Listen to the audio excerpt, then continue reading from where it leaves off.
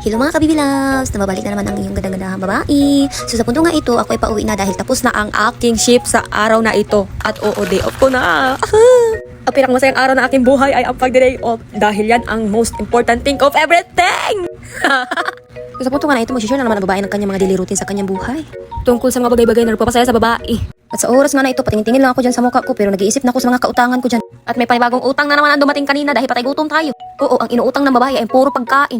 Dahil sa buhay nga na ito, hindi natin maiwasan ang mangutang. Kaya nga kumakaya ng babae sa pagtatrabaho para may pambayad siya sa utang.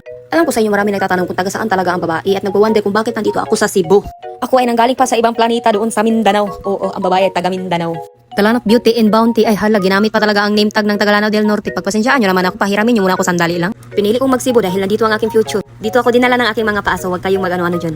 Basta ang importante ay masaya ako sa ginagawa ko at wala akong inaapakan tao.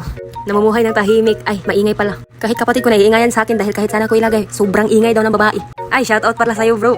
Kumusta ang pag-aaral mo dyan? Mag-ayos-ayos ka dyan ha, baka ikaw aking sapakin. At sa parte nga na ito ay nag-unboxing ang babae ng kanyang mga pinamili. Oo, nag-grocery ang babae. Dahil sa edad kong ito ang mga bagay-bagay na nagpapasaya sa babae.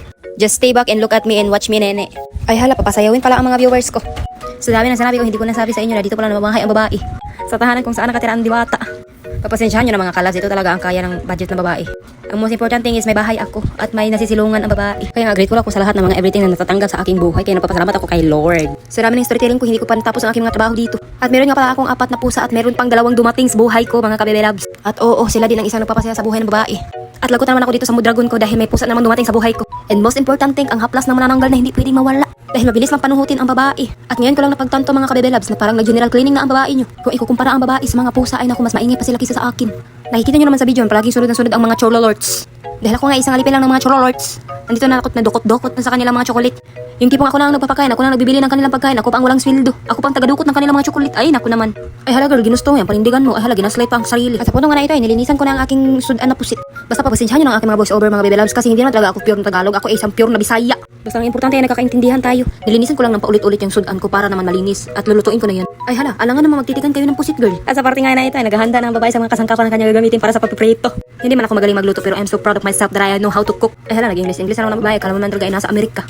Gagawin ko nga palang calamaris ang sudan ng babae, pero hindi natin siya gagawing circle-circle. Nagbuhos nga lang pala ako dyan ng idibol at chinek ng babae ang kawali ko, mainit na ba. Nakikita nyo naman na grabing pagsimot ng babae dyan sa cellophane, o diba? Dahil mahal ang idibol ngayon sa panahon na ito kaya bawal natin siyang aksayahin. At kung nakapagsalita lang ang cellophane, ay naku, sinabihan niya na akong grabe na akong maglubag sa kanyang ulo. At sinimulan na nga ng babae ang pagpiprito dito dahil gutom na daw ang kanyang bitok sa kanyang tiyan. Huwag niyo sabihin sa akin na hindi rin kayo nagiging patay gutom kapag nagugutom ang inyong mga tiyan. Sige nga, huwag kayong mag-ano dyan, manahimik kayo. At ito na nga, ipapakita ko sa iyo ang aking cooking skills, charot. At hinango ko na nga na mabilisan dahil nagugutom na ang aking mga kabibelabs. At ito na nga, tada, kain tayo. Hindi yan sunog mga kabibelabs ha, baka i-judge nyo naman ang babae.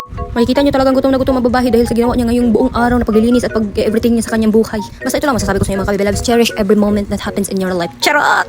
And see you sa next vlog ko, bye-bye!